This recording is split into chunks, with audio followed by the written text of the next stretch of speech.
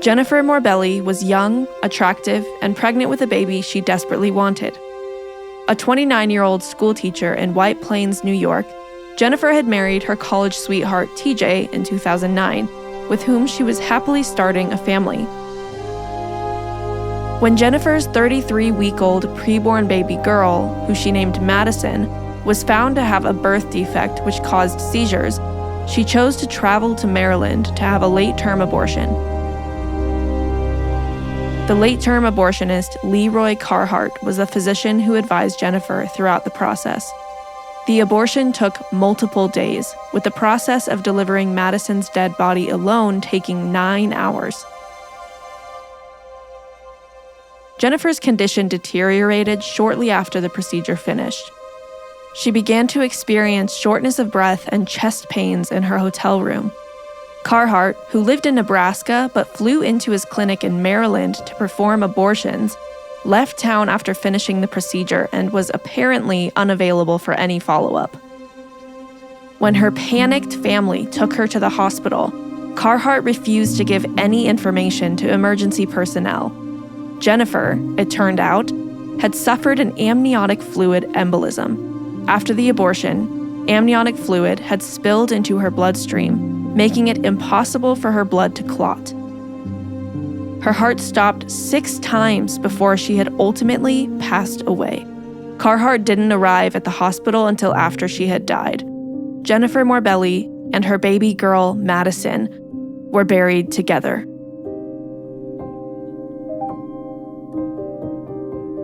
Jennifer's death wasn't the first Carheart was responsible for, or even the most dramatic, although this case made national headlines after her death in 2013.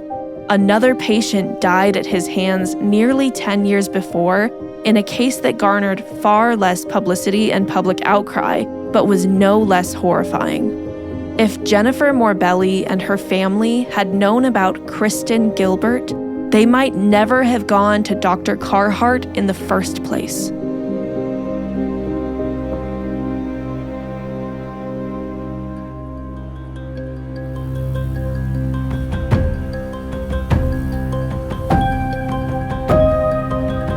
You're listening to Conceiving Crime, the podcast dedicated to investigating crimes past and present involving sex, procreation, pregnancy, birth, and all things human reproduction. I'm your host, Sami Parker. See the full show notes and links to resources from this episode at conceivingcrime.com.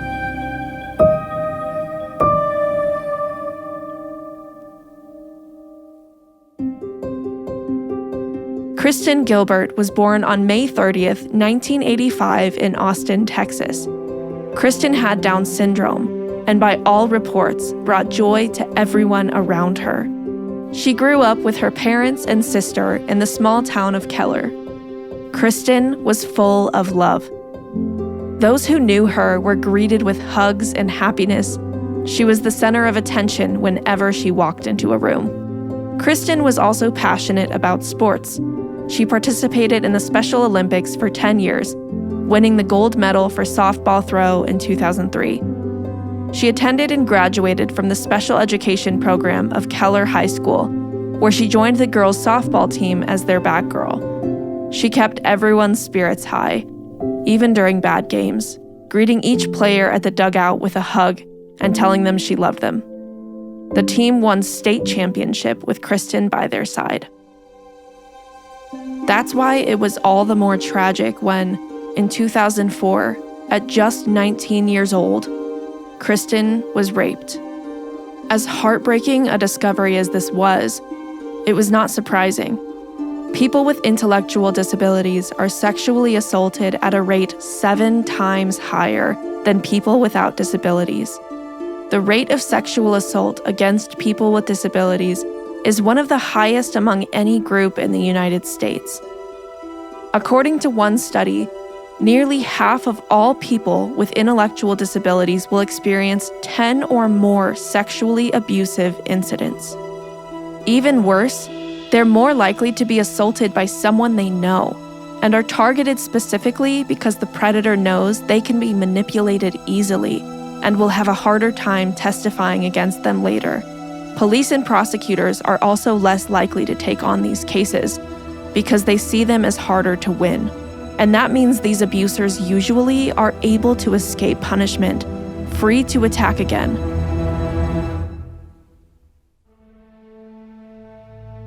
Little is known surrounding the details of Kristen's rape. A grand jury was assembled to investigate the case in Texas County where the crime occurred, but no perpetrator was ever identified. Kristen's rapist was never even found, let alone tried for the crime. Several weeks later, Kristen's mom noticed that her stomach had gotten bigger and became suspicious. She took Kristen to see their family doctor, who confirmed that she was pregnant. How the decision was made to have an abortion is not known, but that decision had devastating consequences for the Gilbert family. Kristen wasn't taken into the local friendly OBGYN's office to monitor her and her baby throughout pregnancy. She was taken by her parents to see Kristen Ann Newhouse, an associate of the noted late-term abortionist George Tiller. Both worked out of Wichita, Kansas at the time at Women's Health Care Services, where Tiller served as the medical director. But Kristen's fate wasn't put in Tiller's hands. Instead, she was given to another late-term abortionist, Leroy Carheart. At that time, Carheart didn't own a facility of his own, but worked under Tiller. Kristen underwent what is known as an induction abortion, which are most commonly committed after 25 weeks of pregnancy. This is a multi-day procedure, which begins with injecting either digoxin or potassium chloride into the woman's abdomen, targeting the preborn baby's head, torso, or heart. The poison can be released into the amniotic sac, but it will take longer to kill the baby. The abortionist then inserts laminaria, or seaweed sticks, into the woman's cervix. These absorb liquid and will gradually begin dilating the cervix so the body of the dead fetus can be removed. On the second day, the laminaria will be replaced, and the abortionist will make sure the digoxin or potassium chloride has successfully ended the life of the preborn baby. It usually takes between 2 to 4 days for the cervix to be dilated enough for labor.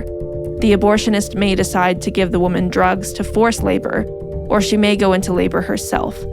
It's not unusual for the baby's body to be delivered at the woman's home. In that situation, she's usually advised to sit on the toilet and wait for an abortion staffer to come. According to a staffer who was present during Kristen's case, Carheart delivered a fatal shot of digoxin to the baby's heart.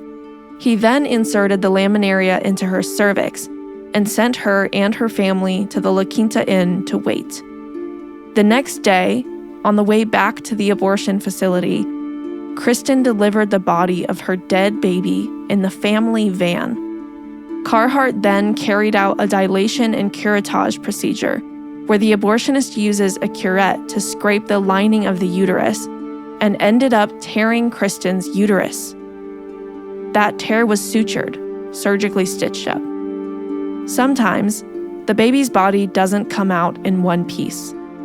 The abortionist will then do a dilation and evacuation procedure, where he will use a sofa clamp to dismember and remove the baby. Despite the fact that he had already committed 2 abortion procedures on Kristen and that her baby had already been delivered, Carheart wanted what he referred to as an insurance policy. He gave Kristen RU-486, or the abortion pill, mifepristone, which blocks the progesterone hormone from reaching the lining of the uterus, a critical hormone necessary for the survival of the young preborn baby. Kristen began to experience sepsis within 24 hours of being given mifepristone. The mifepristone had been given to her as a vaginal suppository. Considering her uterus had just been lacerated, this was incredibly dangerous. It made her much more susceptible to infection, but Carheart either did not know or did not care. After her family brought her back to the facility, Complaining that her condition was worsening, the staffers brushed off their concerns. Sepsis was already wreaking havoc throughout Kristen's body, which was weakened from the abortion, but they merely said she was dehydrated. They gave her IV fluids, but offered no other treatment and made no documentation of anything. By the evening, Kristen's condition had worsened to the point where she would not eat. By the evening, Kristen was cramping, bleeding, vomiting, and passing out. Between midnight and 4 a.m., the family again called for help. Carheart's head nurse, Kathy Rivas, was on call and came to the hotel to assist the Gilberts. Rivas, despite being referred to as a nurse, was not licensed in Kansas or in any other state. All Rivas did was place Kristen into a warm bath, which may have made her condition worse, and then put her back to bed. Carheart was called, but he did not respond until the next day. The next morning, January 13th, the family tried to take Kristen back to the abortion facility, but she again passed out and couldn't be woken up. For reasons unknown, they did not call 911 or take her to an emergency room. It's known that abortionists will sometimes advise their patients not to seek emergency help and instead rely solely on them. It's possible that the Gilbert family were given the same instructions. Why else would they not think to bring their ill and dying daughter to the emergency room?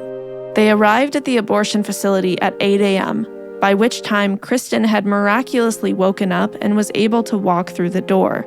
She quickly collapsed again, and staffers eventually called 911. When they did, their main goal was to make sure the reality of Kristen's condition was kept quiet, not to get her help as quickly as possible. In the 911 transcript, it was noted that the facility staffers were being very evasive and refused to give any information surrounding the urgency of Kristen's physical state. Keep in mind as you listen to the call between the abortion staffer and the 911 operator. Kristen's life is on the line. 911, Wichita? Yes, this is Dr. Tiller's office. We need an ambulance. Okay, what's the address? It's 5107 East Kellogg, but please, no lights and no sirens. Ma'am, I can't control that. And what's the problem? Tell me exactly what happened. Okay, this is the correct number for the ambulance, right? Yes, ma'am. What's the problem? Tell me exactly what happened. Okay, all I know is that it's a patient who has to go to the hospital. Okay, for what reason, ma'am? Hold on just a moment and I'll find out, please. Clark, he said there are too many great players, past and present. This is the hold music the 911 operator listened to as he waited 45 seconds for the abortion staffer to return. You're listening to Morning Edition on KMUW. Sir, I'm sorry, I don't have that information. All I know is that we need a transport to the hospital. So you have no information as to why? No, sir, I don't. I was asked to call. Okay, so do you need the police over there? Oh, no. Well, see, that's why we ask these questions, so we know how to respond and what units to respond. If you can't give me that information. To the hospital. Clearly, Kristen's well-being was not a priority to the staffers at Tiller's facility. Despite being described as awake and alert, paramedics arrived and the scene was horrifying. Kristen was lying in huge amounts of coffee grounds, blood, and fluid, way more than you would normally see, with Carheart on top of her, trying to force fluids out of her stomach. Paramedics told him to get off of her, but he refused, and reportedly, they had to physically drag him away. For 15 minutes, the paramedics desperately tried to save Kristen's life. During that time, her heart stopped, but she was able to be resuscitated. She was taken to the hospital and arrived at 9:18 a.m., where she was given antibiotics to try to counteract the sepsis, but nothing could be done. Kristen Gilbert was pronounced dead at 4:14 p.m. on January 13th, 2005. She was only 19 years old. Once the autopsy was performed, it was clear just how much Kristen had suffered at Carheart's hands. She had bled from every single orifice, including her mouth and her eyes. Her body had been so badly ravaged by sepsis that her organs couldn't even be donated, as she had gone into multi-system organ failure. Kristen's excruciating death could have been prevented had Carheart and the staffers at Tiller's abortion facility only bothered to give her basic medical care. As the medical examiner wrote in the autopsy, administration of antibiotics during her clinic and hospital admission would most likely prevent the growth of a causative agent in post-mortem blood cultures. Kristen didn't require extraordinary care. All she needed was antibiotics, but she was completely and utterly failed by the medical staff to whom her parents entrusted her life. At the time of Kristen's abortion, George Tiller was one of only a handful of abortionists willing to commit abortions through all 9 months of pregnancy. He committed abortions up until his murder in 2009, when he was shot while at church. After his death, Tiller was deified by the abortion movement as a pro-woman hero.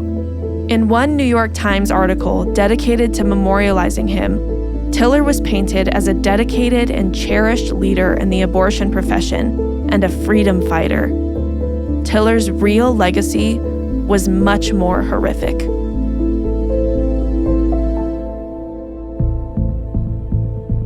In one video, he callously said, "The woman is the patient, the fetus is the problem." He also admitted that the vast majority of late-term abortions he committed were on healthy women and healthy babies. His patients didn't always sing his praises either. One woman, who went by Patient A, said she was one of the last women to undergo an abortion on the day of her procedure and was told that she wouldn't remember anything. However, she remembered everything, including the brutal abortion process. They all literally looked like zombies just lying there. It was creepy, she said of the other patients. I was not allowed to have my husband come back to see me or to comfort me. Finally, it was my turn. I was taken in and given a drug to almost knock me out. It's one where they say you don't remember things, but I do. I can remember him half delivering my baby, jabbing the scissors into his head and killing him, then just kind of throwing him to the side and finishing up.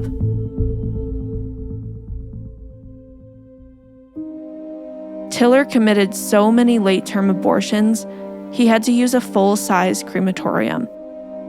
According to one of his former employees, he called out for me to come and help him. The box was so big and heavy in his arms that he couldn't get the key into the lock. So I unlocked the door for him, and pushing the door open, I saw very clearly the gleaming metal of the crematorium, a full-sized crematorium, just like the ones used in funeral homes. I went back to my computer. I could hear Dr. Tiller firing up the gas oven. A few minutes later, I could smell burning human flesh. Under Kansas law, before committing a late-term abortion, an abortionist has to get a second opinion from another doctor, confirming that serious harm would be done to the pregnant woman without an abortion.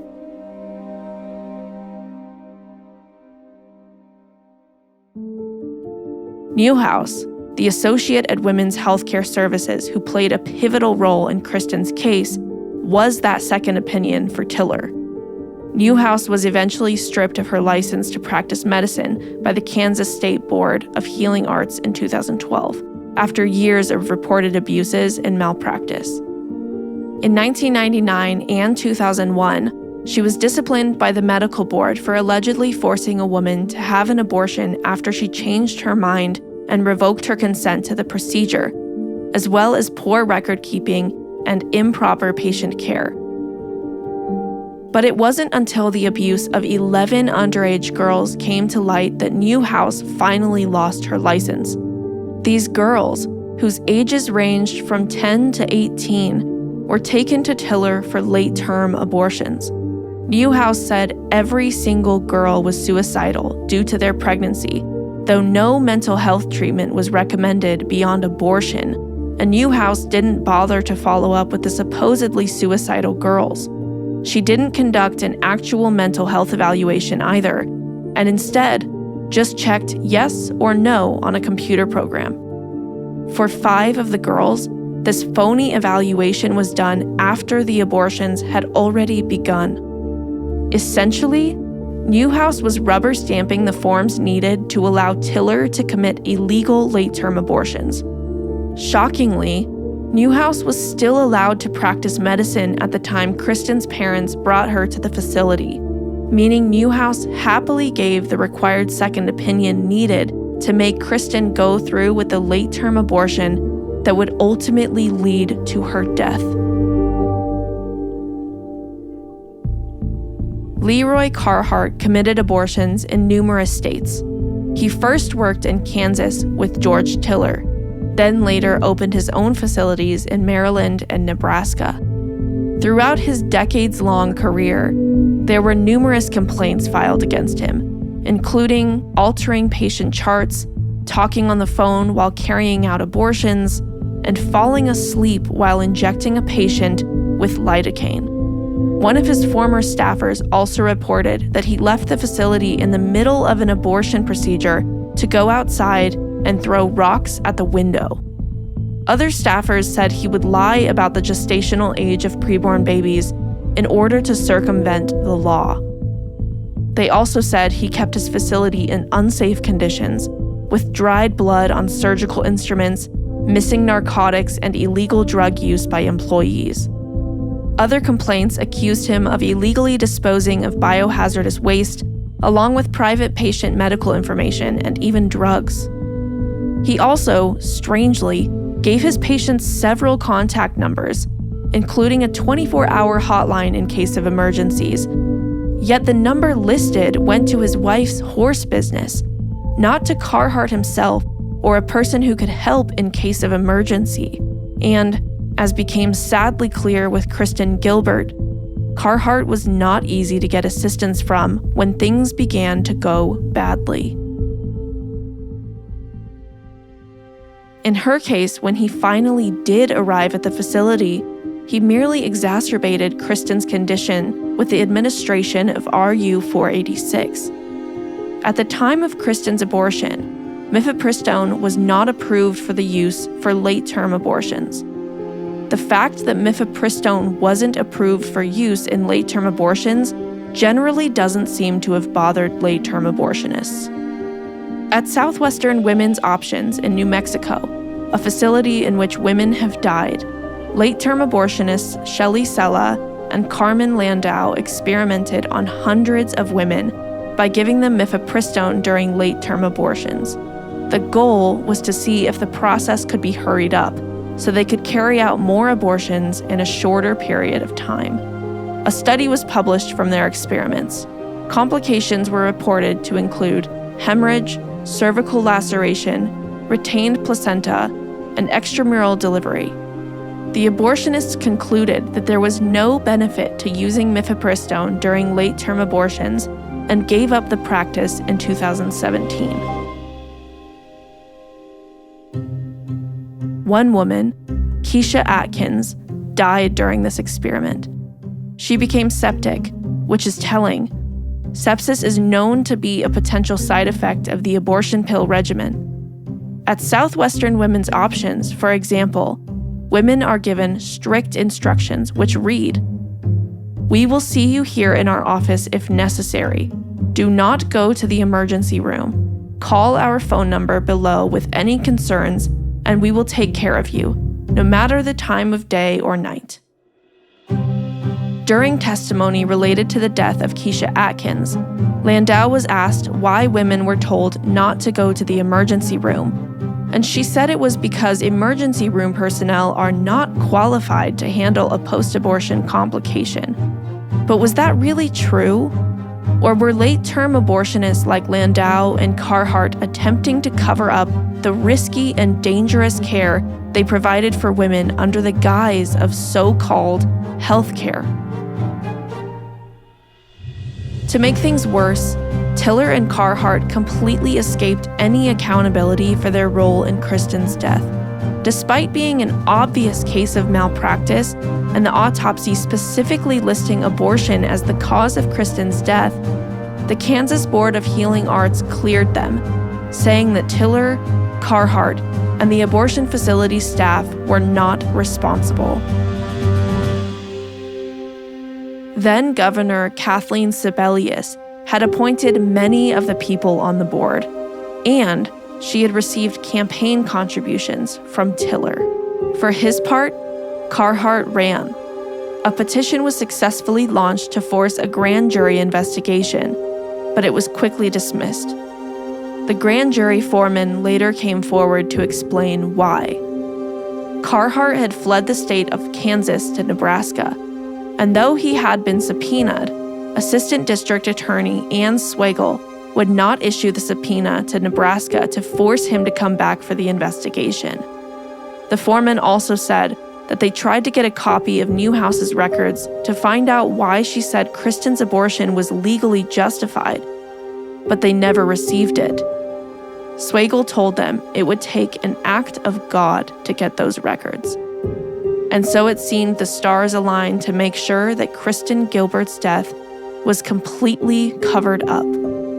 Not only was she robbed of her life, her family was robbed of any chance to get justice after her death, too.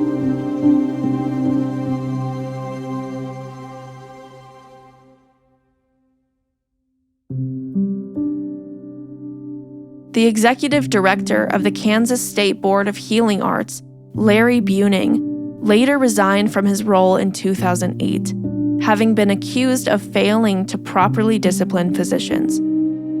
Buning was friends with Tiller and is believed to be the person who allowed Newhouse's rubber stamping of Tiller's late-term abortions to continue for as long as it did.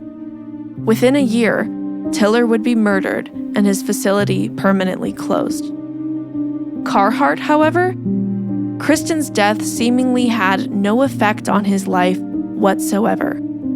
He even denied having ever treated her as a patient. Carheart continued carrying out abortions until he died in 2023 at the age of 81.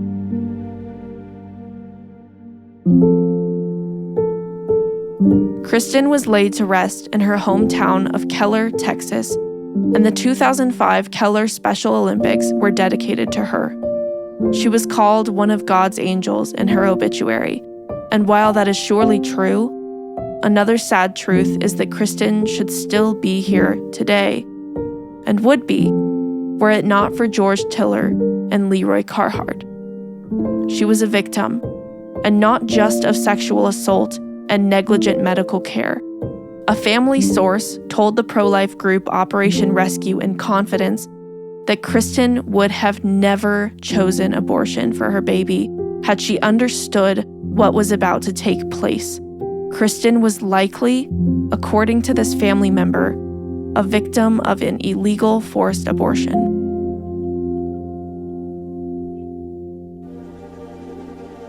Why do we go to doctors for medical care? Let's face it, many of us could probably attempt to stitch up a cut or monitor an illness on our own, and it might be fine. But what if something goes wrong?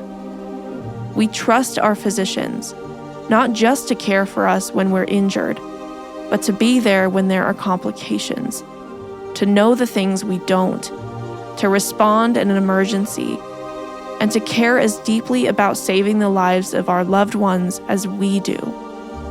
We expect doctors to care deeply about our lives, to do no harm. So stories like this one, where a medical doctor abandons their patient and leaves them to die, only to continue practicing medicine, chips away at the trust we have in the medical establishment as a whole.